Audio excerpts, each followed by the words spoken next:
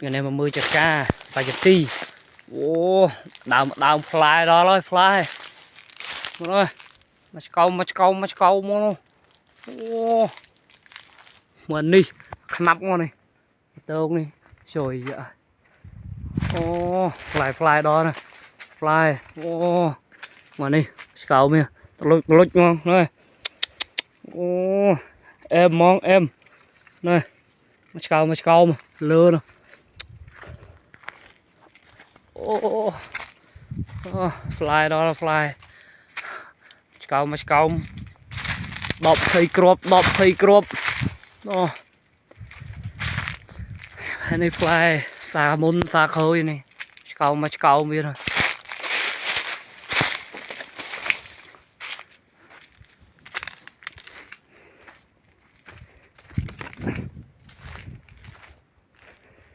mình chỉnh màu đài hơi đào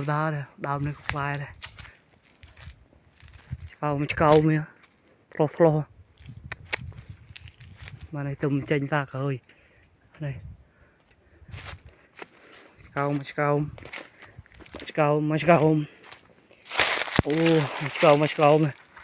fly mà này đào đời vào đây fly wow này